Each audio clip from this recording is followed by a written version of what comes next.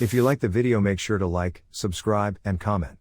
For more videos like this, what is the downright, scariest paranormal thing that has ever happened to you? 2 years ago I had a horrible case of the flu. I remember going to bed on the third day of my sickness and as far as I can remember went straight to sleep. When I regained consciousness, I'm sitting against a tree, 1.5 miles into my favorite hiking trail on a widow's peak that overlooks the Illinois River at about 9 a.m. I have no recollection of getting there, but it's a 35 miles drive, most of which is on a winding pigtail of a road. Most of the trail is either steep, a long sheer cliff, washed out no real trail, or a combination of all three. I don't even know what possessed me to go out there. The only clue I have is that at around 11 p.m. the night before I wrote I go to seek a great perhaps on Facebook, which suggests that I did this at night, which is even more disconcerting as my only flashlight was at home. The tree to the right of the people in the picture, with most of its bark stripped off, has a small nook at its base that forms a natural seat that's fairly comfortable. That's where I woke up. Not the branch with the sawed limbs that is prominent, the one that is directly above the former's right upper fork. When I was 16 and learning how to drive, I had something happen to me that I can't explain and still creeps me out a bit to this day. I was out in a driving school vehicle with the driving instructor. We were probably an hour into the 2-hour session. It wasn't my first time driving, and it wasn't my first time driving with one of the school's instructors, so I was pretty calm and relaxed and pretty much knew what I was doing at this point. Anyway, we're headed down this road and approaching a stop sign. It's still light enough to see what's coming without headlights, so it's not like it's hard to see. I was probably going maybe 35 to 40 miles per hour. It was in a residential area, but on the edge of it. No homes were along the road I was traveling or down the cross street with at the stop sign. It was a four-way stop because as we approached, I remembered seeing people stopped on the cross street waiting. Maybe 200 to 300 yards away from the stop sign, the driving instructor says to me, "Make sure you stop at the sign ahead." I think to myself, why would just remind me to stop at the sign? And then say out loud, "Yep." Just to humor her and be nice. It's still pretty far away, so it was a pretty odd reminder. The next moment I consciously remember is being on the same road but being 200 to 300 yards past the stop sign. I don't remember stopping. I don't even know if I did or not. I have no memory of it. We've all had the autopilot thing where you just suddenly realize you're 5 miles down the road on the interstate going 60 miles per hour, but this isn't that kind of experience. Just as my conscious mind picks up and realizes that we're past the stop sign and I have no memory of the past 2 to 3 minutes, the driving instructor turns to me and says, "Did we stop at the sign?" I looked over at her, and we both knew. We didn't even need to say it. We both knew. It didn't need to be discussed. Neither of us remembered if we stopped at that stop sign. We don't know what happened for those 2 to 3 minutes. One of my close friends lived next to a house that was always vacant. It would sell, people would move in, and then one day they'd be gone and the house would be up for sale again. One summer, when the house was listed again and the last family had moved out, we decided to go take a tour and eat some Jack in the Box we had picked up. We weren't very smart sometimes and thought it would be cool to play chicken with whatever was haunting this house. My friend was really skinny and crawled through the dog door that led straight into the kitchen, then opened the back door for me. We went through all of the rooms and it was pretty nondescript, just a typical 50s style bungalow house with a similar layout to his home, lots of pretty woodwork and built-ins. After we determined that the house really wasn't that creepy after all, we sat down in the dining area, on the floor, across from a little horseshoe-shaped nook with a kitchen table and built-in bench. It was dusk out, but the windows didn't have curtains and it never got that dark in our city, anyway. At this point, we had been in the house for maybe 25 minutes and after we finished eating we stayed sitting just to hang out and talk since we weren't spooked out at all. All of a sudden, mid-sentence, completely out of nowhere, my vision went black and I felt this eerie coldness wash all over me. I'm getting chills thinking about it, a feeling so thick I felt like it penetrated through my body down to my bones. At the very same moment this happened, my friend screamed. I virtually could not see anything and was groping around trying to find something to grab onto, and I felt so unsettled and cold. There's really no other word for it. After what felt like hours, I felt my friend's hands in mine and he pulled me to my feet and dragged me through the house to the back door. He kept pulling on my arm and I still couldn't see anything. We got outside and slowly, you know that feeling when you get a whole body shiver and it runs down your spine? As soon as I was outside, that's what I felt, except this was a whole body shiver that started at the tip of my toes and went all the way up to my scalp, and unexpectedly and suddenly I could see again. My friend was as pale as a sheet and looked absolutely terrified. I felt off and sort of gross, I guess is the best word, and in shock. I told him that I couldn't see it all until I was outside, that it felt like I had been enveloped in blackness. He was just staring at me and I finally asked him why he had screamed. He hugged me and told me that he pulled me out of the house as soon as I started reaching around like I was blind because a little girl who was completely black, and yet see-through, crawled out from under the table we were across from and sat on top of me. This story scares the crap out of me every time I think about it. I was at my grandparents' house one night. My grandmother then came into my room at 3:30 in the morning and told me, "Your grandfather needs your help. Get up." This sort of startled me because she has never done anything like this. I go out to where my grandfather is right outside the door that goes into the garage and he tells me that the garage door just went up and down 6 or 7 times, we need to check it out. I obviously said all right and we went into the garage only to find the pull string that prevents the door from opening, which can only be pulled from the inside, was pulled. He looks at me and says, "We have to go outside to fix it so no one can get in." We then head outside and when we rounded the corner to look at the garage the motion lights came on and there seemed to be scratches on the door. He and I fixed the door and went back to bed. About 2 weeks after this, I was staying there again and woke up at around 2:30 in the morning to hearing stomping in the kitchen, which is very close to my room. I get up and hear the stomps come closer to my door and stop. I figured that my grandfather was adjusting the thermostat. I opened my door to see what was going on only to find that everyone in the house was asleep and all the lights were turned off. Needless to say, I didn't sleep well that night. A few weeks passed and I went over there on a weekend because I had nothing better to do. Since it was a weekend I stayed up rather late and fell asleep watching TV on my bed with my door opened. It was about 1:30 in the morning and for whatever reason I woke up without any reason. I look around and realized that I had fallen asleep with the TV on. I looked at my door and at that instance I saw a man-sized figure step out of my doorway and walk down the hall towards the kitchen. I slammed my door and stayed up all night. By this time, I was pretty convinced I had a demon or ghost or something in my grandparents' house. I was just relieved that whatever was in their house wasn't following me. Maybe a month after the last incident happened, I was at my dad's house and I was about to go to sleep. At my dad's I am on the other side of the house from everyone. It was maybe 10:30 at night and I was about to go to sleep. I had laid down, turned my TV off and was drifting to sleep. Then outside of my door, I heard a combination of stomping and a really low sound. This honestly scared the hell out of me. I, in all of my infinite wisdom, decided to see what it was. When I opened my door, I saw the same thing that I saw at my grandparents' house. I teared up from fear and left the light on and fitfully tried to sleep. It didn't work well. Maybe a month and a half had passed after the last incident. I was at a friend's house and he and I cleaned out his shed till we could just hang out in there and smoke his hookah. He usually has a lot of people over to his house, but this night it was just he and I. We were smoking hookah and were almost finished. We were just listening to some music and I was just sitting there listening to the music when all of a sudden a black flash darted underneath my legs but I didn't feel anything. I start to look around to see if one of his cats came in with us. As I started to look around, I realized that there is no cat in the shed. I start to become afraid on the inside but trying to keep myself outwardly calm. I look up at my friend, who the look of being close to panic and, all he says to me is, "I think something just ran underneath your legs." At this point, I started freaking out because I didn't say anything about it. He told me that he saw it as well. We both ran out of the shed and went into his house and just watched TV until we calmed down and went to sleep. My family owns a large farm in South America. It has been in our family for many generations and the main house is about 150 years old. It is a big house, typical of colonial times, in a rural town. Our neighbors are our family and our distant neighbors are the descendants of the original laborers on the farm. Anyway, there are a lot of legends surrounding our farm, ranging from hidden treasures to relatives long dead haunting the avocado orchards. My mother even claims to have seen dwarves in the surrounding mountains when she was a child. The mountains, it turns out, have ghost towns in them that I used to play in as a child. The place is pretty creepy, and up until recently there was limited electricity and it got dark and quiet quickly. None of this scared me too much, but the place always has that heavy feeling. Like the air is heavy or something.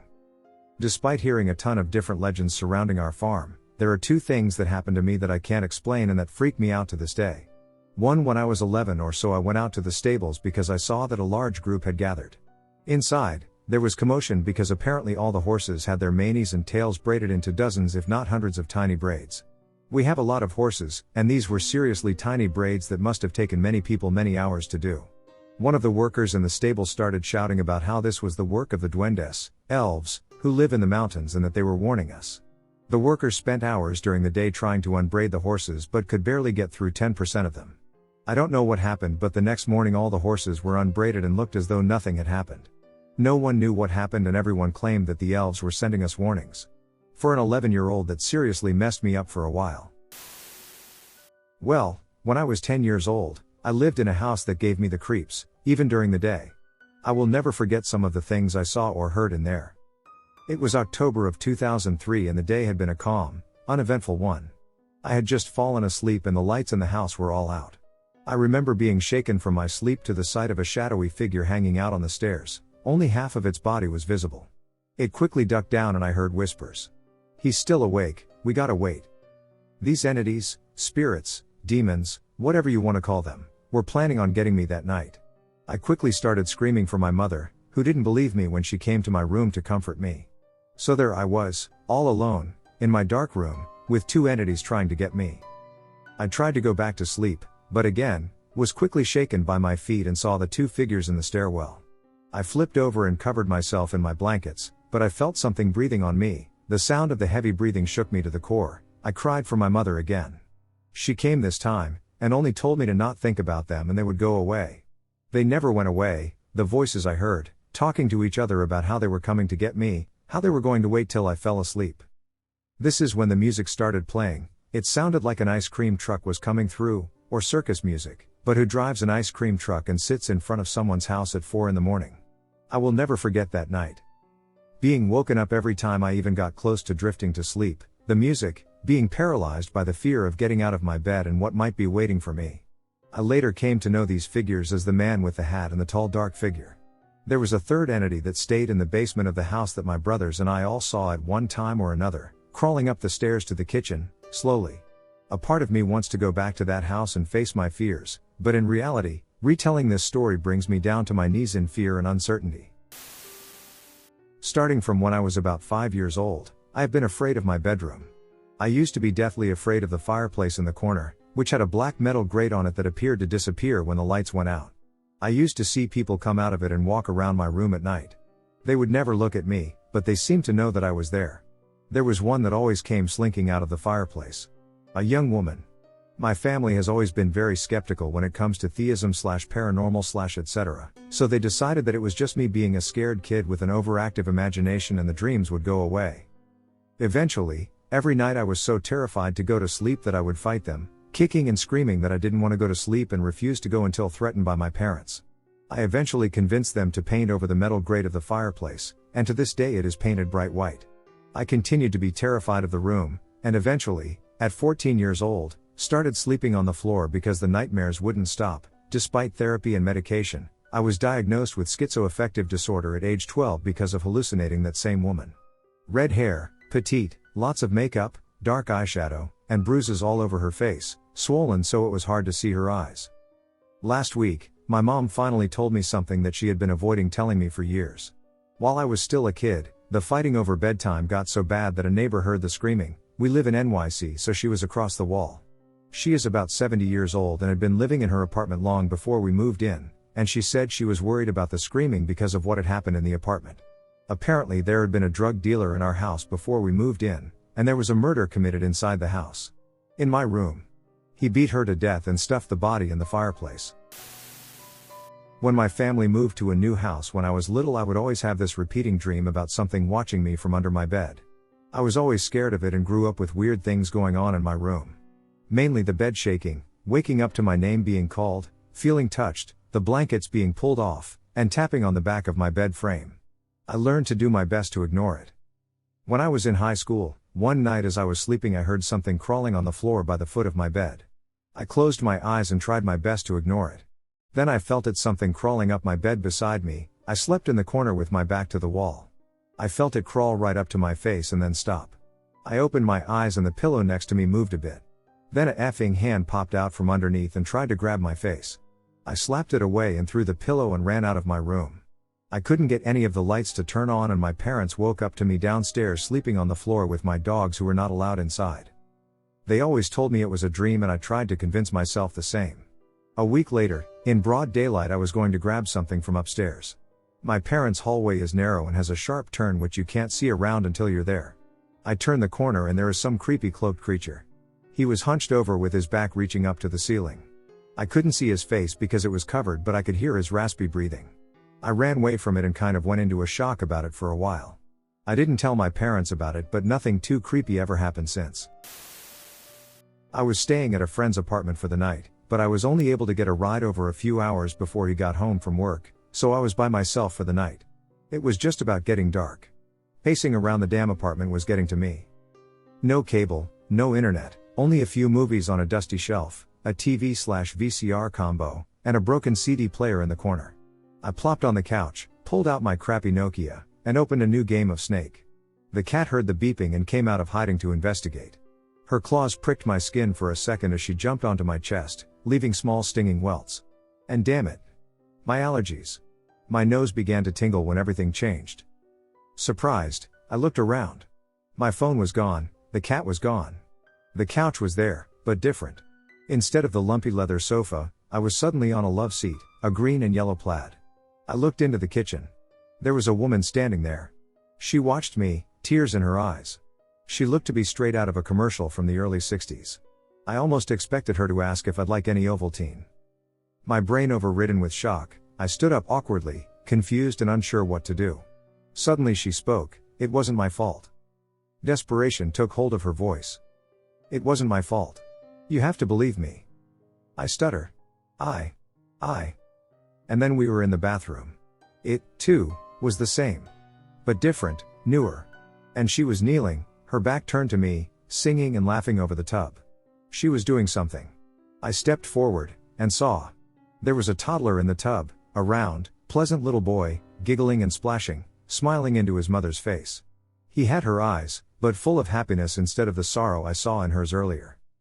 Then the phone rang. She stood and tweaked his nose, with an "I'll be right back baby" and a kiss on the head.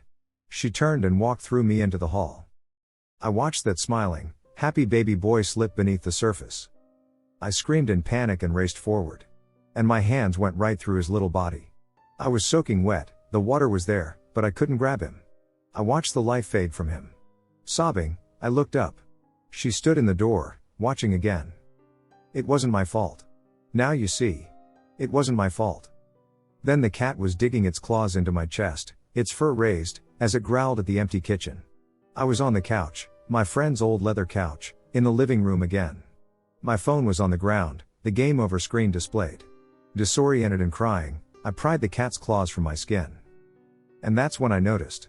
I'm still soaking wet. A few of my friends were skeptical, so we went to the landlord asking for details.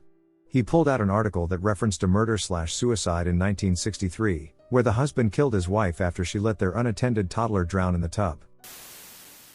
When I was in high school, we lived in a mountain town outside of Denver, and it was a fairly long and dark road to get home.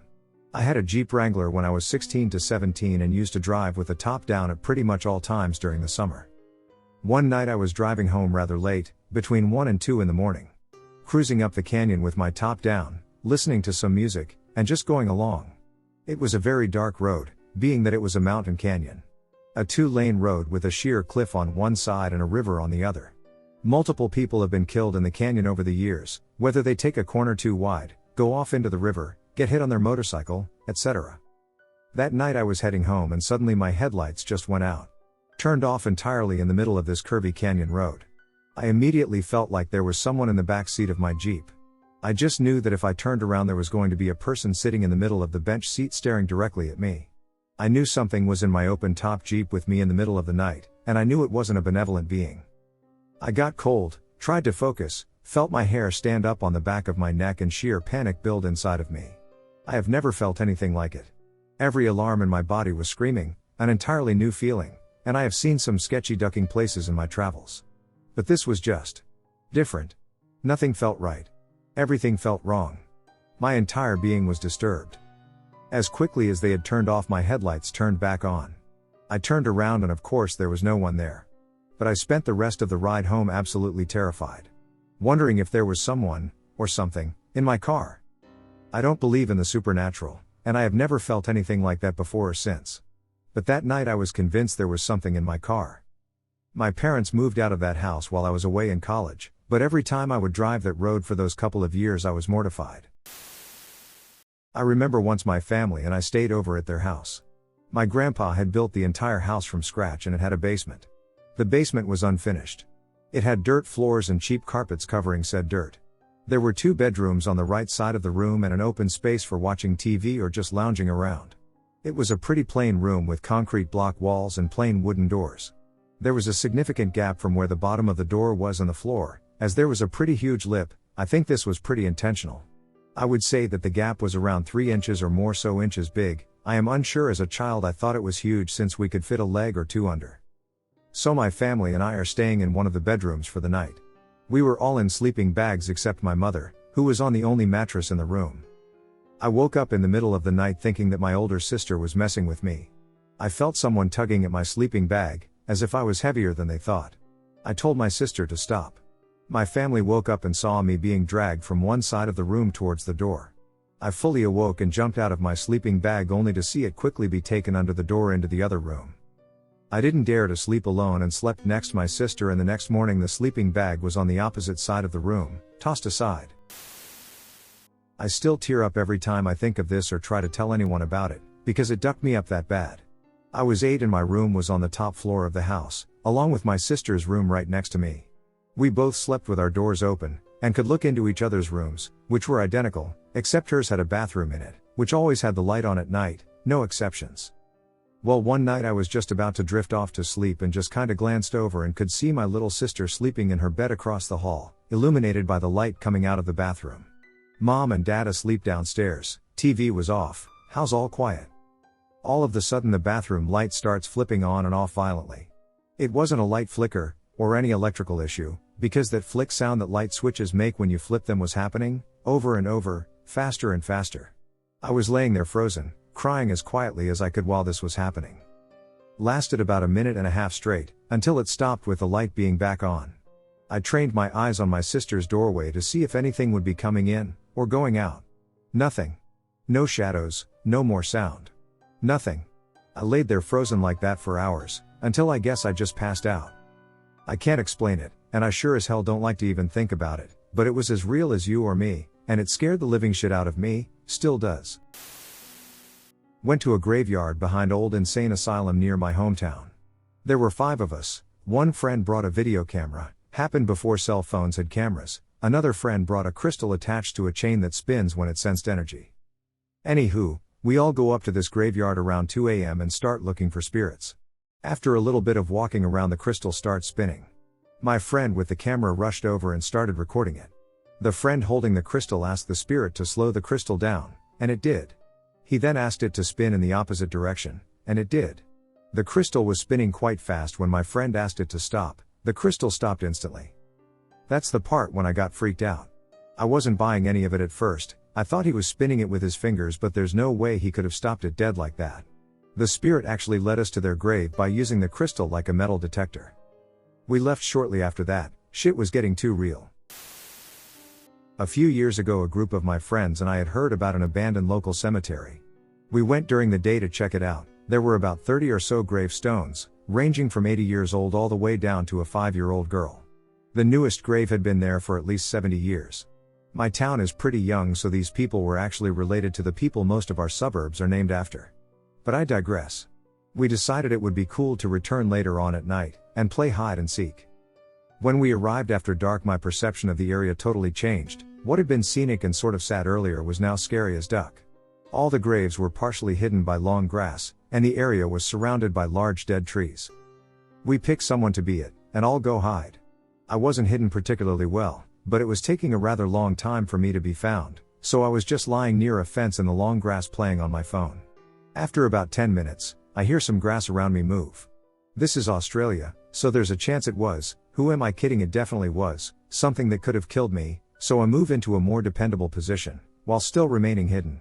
This new position had me sitting with my back to a gravestone, on the other side from where the body was. Another few minutes pass, and the wind picks up, the temperature drops by a few degrees, and I swear to God I felt someone touch my shoulder, and the voice of a 5-year-old girl whisper right next to my ear, "You were it." Needless to say, I freaked the shit out and screamed like a girl. Everyone else freaked at my freaking, and after a brief explanation of what had happened, we quickly relocated to the entrance of the area to make sure everyone had gotten out.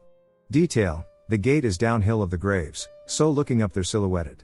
When we're sure everyone's there, one of the other guys grabs my arm and points up the hill, and I shit you not, we see the outline of a little girl in 20s style kids clothing skipping around the headstones.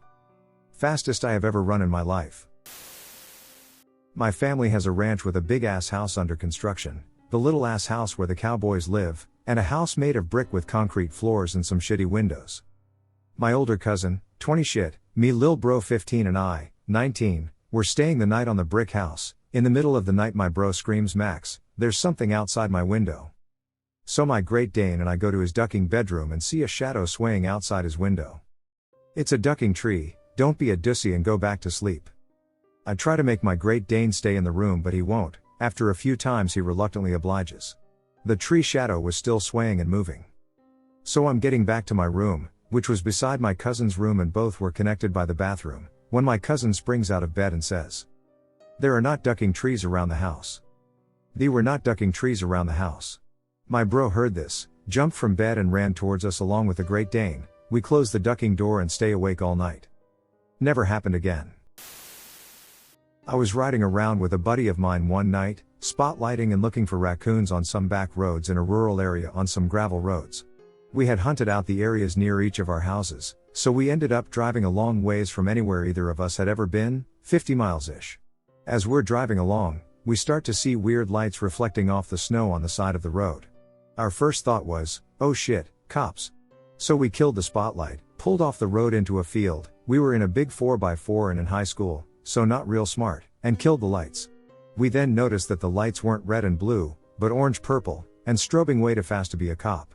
So we decided to go check it out. This attitude is also how we found the backwoods meth lab. Different story though. As we are driving, we go by this weird ass house sitting way off the road, back on this hill. There's what appears to be a strange strobe light flashing inside the house. We go down to the next section, kill our main lights, and turn on the low KC so we can creep through the field without tipping these people off.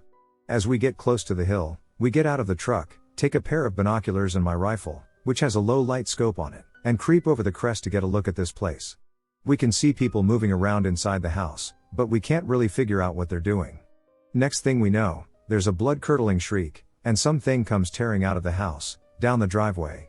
It was running upright, but I've never seen a person run that fast, especially not in 12 inches of heavy snow. This thing was covered in white sheets or something, and once it got out of the circle of light from the house, I couldn't get much ID on it. These people in the house take off after it, and from what we can tell, they're shooting at it. We were a good half-mile off, but I could hear high pops that sounded like a semi-auto pistol. Now at this point, we've decided that we have had enough, and start to back up. This thing shrieks again, and then there's a bunch of quick pops, and a person down below screams too. We got into the truck, flipped the main lights on, and hauled ass out of that field back to the road, and head down away from the place. We're about a mile down the road, about to cross a bridge, when I swear to God, that same damn thing ran out in front of us on the road. It looked like a girl, maybe 14, but she was just off, somehow. Body was too long, hair all messed up. We were going about 80, and couldn't stop. We ran right over it, heard a thump, everything. We slammed on the brakes, assuming we'd just run over some little kid or something. Got out to check, and saw nothing. No dent in the truck, no body. But there were footsteps in the snow. I will swear on everything I have that we hit someone that night. After we got closer to home, and called the cops, we found out later the house that the crazy shit was happening in was abandoned in the last 30s, and the family just left. I don't believe in the supernatural, but, duck man. We weren't drinking, weren't high, but that's the closest I've ever had to a true paranormal experience. I still won't go within 30 miles of that part of the county to this day.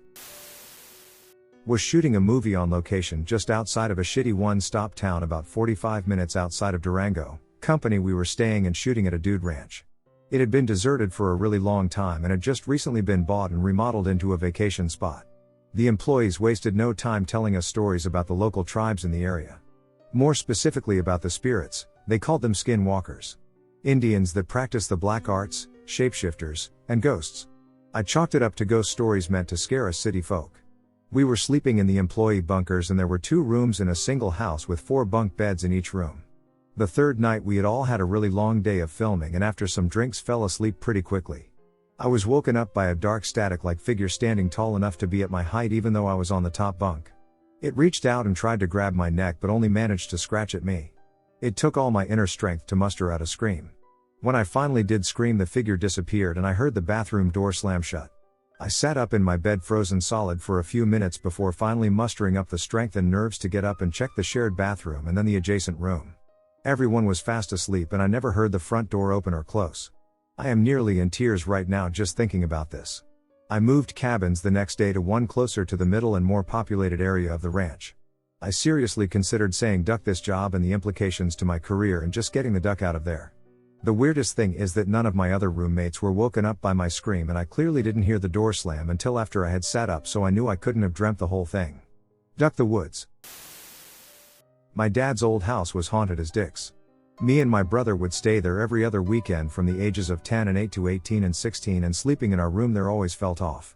Had the usual thumping noises and whatnot. However, multiple times my brother would panic attack out during the night after seeing hands score out of the walls, or silhouettes by the window/doorway. I recall being woken one night by falling on the bed and freaking out, but at the time I just thought my brother was shit crazy. This all happened during the first 3 to 4 years and then slowed down a great deal until my dad met his future wife. The first time she stepped through the door she said, "This place doesn't feel good." Cue noises, shapes, blurs and more brother-related panic attacks. Then one night she gets up and sees, I quote, "a big scary mother ducker looming in front of the kid's bedroom door, with a weird shaped head." We only found out about this after my dad moved out of that place.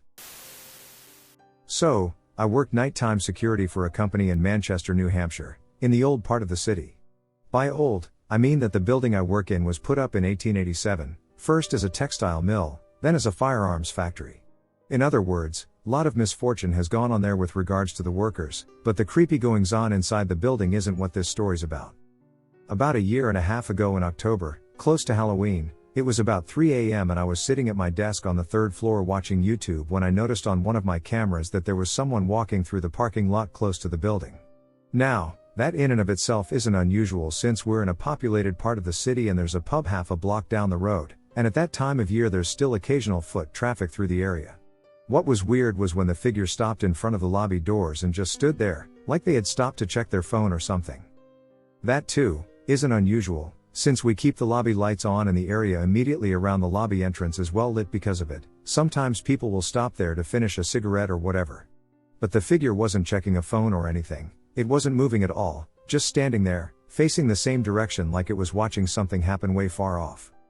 Now, I say it because I couldn't tell what gender it was. It looked like someone who was very slim and very tall, at least 6 feet 5 inches if I remember correctly, wearing matching black pants, shoes, and what must have been a hoodie or something with the hood pulled up, though I couldn't see a face or anything beneath the hood, just shadow. I couldn't see their hands either, like they had them in their pockets or something. I waited for a little while to see if the person would move on, but after several minutes of what seemed like standing completely still, they didn't. So, I put on my jacket and whatnot, got my flashlight and figured I'd better do my job and ask them to leave. It took maybe less than a minute to get all ready and down to the main lobby, but in that time not only was the person not outside of the main doors anymore, they weren't anywhere in sight. This is pretty unusual given that unless they were Usain Bolt, there's no way they could have gotten out of my line of sight in the time it took me to get outside there. It was downright spooky. So when I was like 8 or 9 years old, we used to visit my dad's friend Wade at his cabin. We did this a couple times a year, and eat and race go-karts, and dirt bikes and stuff like that. Anyways, next to his cabin was this dense area of woods. I remember we were never allowed to go into the woods alone, and never at night. I assumed it was because they were worried we would get lost. On that day I decided I really wanted to go exploring in the woods, but no one would go with me, so I headed out on my own, assuming I wouldn't get lost. So naturally I get completely lost, and it is starting to get dark out. I remember coming across this tiny little shed in the middle of the woods. I was starting to get really nervous, but I was also curious what was inside. I end up opening the door very slowly, and I remember it being completely empty except for a small stool in the corner. I started getting really uneasy, and decided to leave. When I exited the shed, however, I remember seeing a man I had never seen before standing about 100 feet away just staring at me. I remember he was wearing rags, and had a very thick scruffy looking beard. Needless to say he scared the shit out of me and I ducking bolted. He started chasing me, but he was old and not very fast, so I ended up losing him after a little bit. I didn't stop running until finally I ran into my dad who had come looking for me in the woods. I immediately started sobbing and he took me back to the cabin. I told them what had happened and they looked really concerned. The next day when Wade had gone to town, someone broke into his cabin, stabbed Wade's dog to death, and ducking trashed the place. Wade moved out the next week, and he said he saw an old man watching him as drove away for the final time. Gives me chills just thinking about him. My wife and I bought a new home about 2 years ago. One of the first things we bought was ceiling fans for all of the rooms. A few nights after installing the fans, I woke up to go to the bathroom. We normally keep our bedroom door closed, and I noticed light coming from underneath the door. The light in the loft was on. At first I thought maybe I left it on, so I walked over and turned it off. A few nights later, the same thing happened.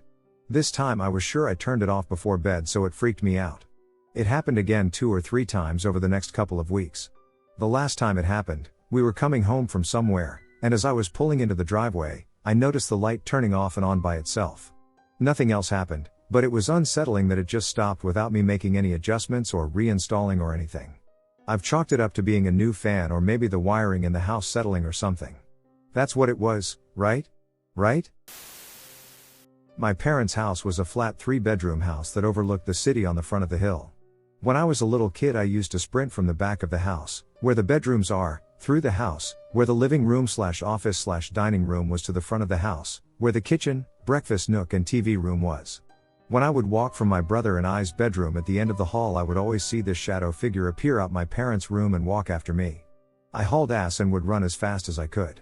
As a kid, it seemed like I was flying. I was running so fast. I would sprint every time I had to leave the back of the house, parents' home or not. I stopped doing this randomly one day when I was growing up. It always freaked me out.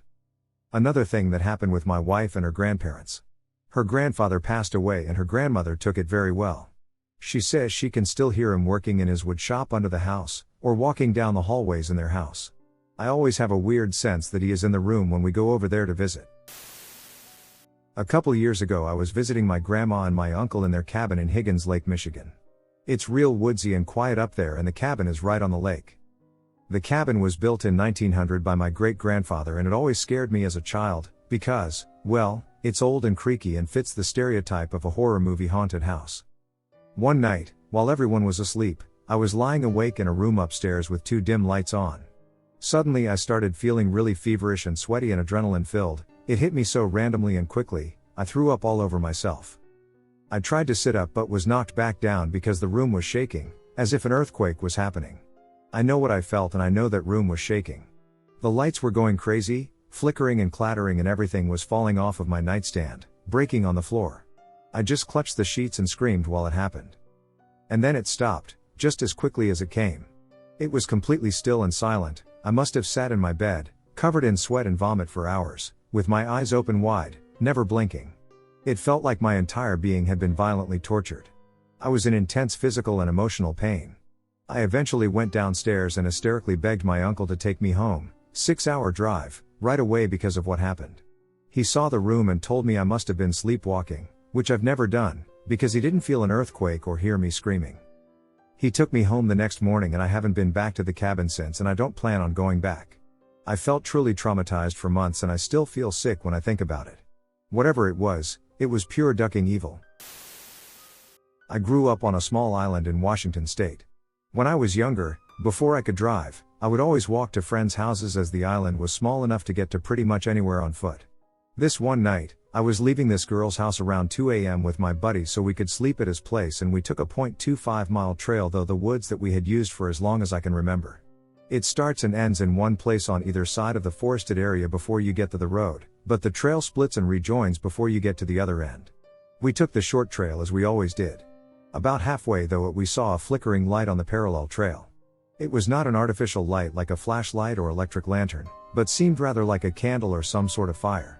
We slowed down and kept an eye on it, speculating it could be some kids with fireworks or something stupid, but we never took our eyes off of it.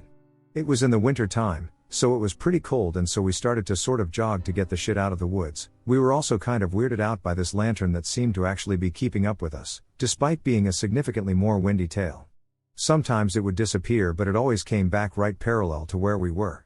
We were maybe 200 meters from the end of the trail when my friend stopped in his tracks and let out a gasp I can still remember. I looked forwards, and a person in a black cloak was standing right at the end of the path with a lantern facing us. We stood there for what felt like forever, frozen, just saying duck, duck.